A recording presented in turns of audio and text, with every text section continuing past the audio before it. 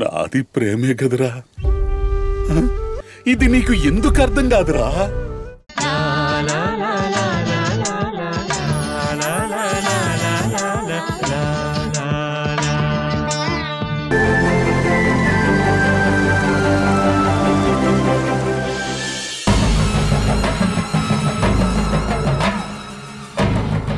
భూమి, బ్రహ్మంగారు కలికాలంలో అద్భుతాలు జరుగుతాయంటే నేను నమ్మలేదు. నువ్వెప్పుడైనా విన్నావా?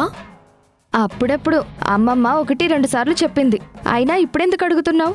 ఒక్కసారి అటు చూడు, నీకే తెలుస్తుంది. ఇంతకు మించిన అద్భుతం ఇంకేముంటుంది?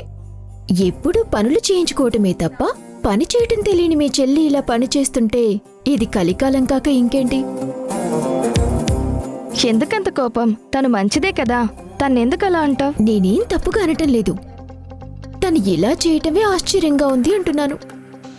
ఇష్టమైన వాళ్ల కోసం ఇష్టమైంది తీసుకెళ్తున్నాను, దాన్ని కష్టం అనుకోరు. మన వాళ్ళ గురించి మనమే ఆలోచించకపోతే ఇంకెవరు ఆలోచిస్తారు? అందుకే నేనే తీసుకెళ్తున్నాను. అబ్బో, ఇంతకీ ఎవరో వాళ్ళు? అది నీకు చెప్పాల్సిన అవసరం నాకు లేదు. కావాలంటే నువ్వు ఫాలో అయ్యి చూసుకో. పోనీ నాకు చెప్పచ్చుగా. నువ్వు నాతో మాట్లాడినప్పుడు నేను నీతో చెప్తాను. కానీ ఇప్పుడు జానకి ఉంది కదా, అందుకే నీకు చెప్పను. పద, ఫాలో అవుతాం రా.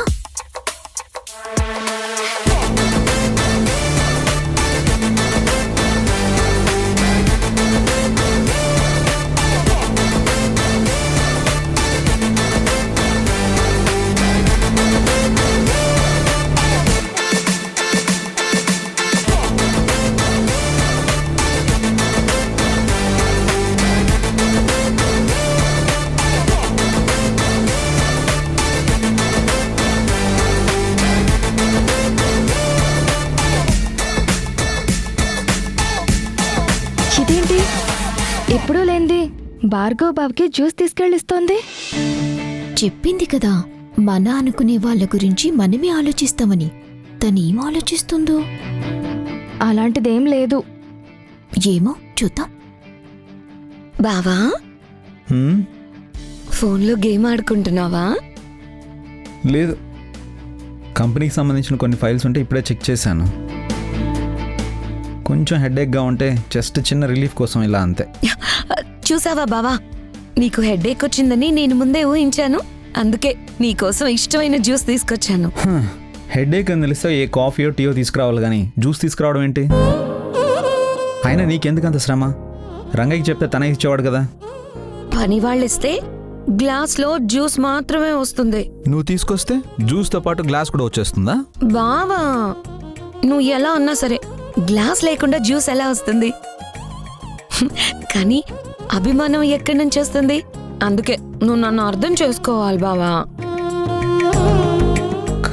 కుముదా, నీకు నువ్వే అర్థం కావు అనుకున్నాను. నేను అర్థం చేసుకోవాలంటే కొంచెం కష్టమేమో. పర్లేదు బావా, నీకు సెన్స్ ఆఫ్ హ్యూమర్ కూడా బానే ఉంది. ఇంతకీ జ్యూస్ తీసుకొచ్చింది నా కోసమే కదా. ఇటీవు నువ్వు ఇంత మాట అన్నాక వెంటనే ఇస్తే ఏం బాగుంటుంది? నేను ఒక చోట పెడతాను, నువ్వే తీసుకో. అప్పుడు మా బావ గ్రేట్ అని నేను ఒప్పుకుంటాను. జ్యూస్ ఇస్తా అన్నదాన్ని విచ్చి వెళ్ళిపోకుండా మళ్ళీ ఫజిల్ ఏంటి? సరే, అక్కడెక్కడో పెట్టు.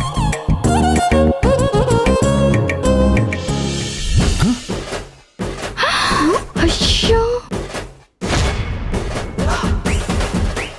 ఇదేంటి తను ఎలా ప్రవర్తిస్తుంది? చెప్పింది కదా ఆయన వాళ్ళు అని. నువ్వెందుకు ఇబ్బంది పడుతున్నావు? అదేం లేదు. అయినా అలా గ్లాస్ పెడితే పాపం బావెలా తీసుకుంటాడు? చూస్తూ ఉండు, మీ బావ చాలా గొప్పవాడు కదా. తను లేవకుండా జ్యూస్ కింద పడకుండా ఎలా తీసుకుంటాడో మనము చూద్దాం. జ్యూస్ తీసుకొచ్చి కాళ్ళ మీద పెట్టావేంటి? మర్యాదగా తీ. అదేంటి బావా అలా అంటావు? ఒక్కసారి ఆలోచించు. నేను అభిమానంగా తీసుకొచ్చాను, నీ కాళ్ళ మీద పెట్టాను. ఇప్పుడు నువ్వు తీయడానికి ట్రై చేసావనుకో, ఎంత బాగుంటుంది. అసలే బోర్ కొడుతుంది కదా, మంచి ఎంటర్టైన్మెంట్ గా ఉంటుంది. అందుకే నువ్వు గ్లాస్ తీసుకుంటే నువ్వు గ్రేట్ అని ఒప్పుకుంటాను.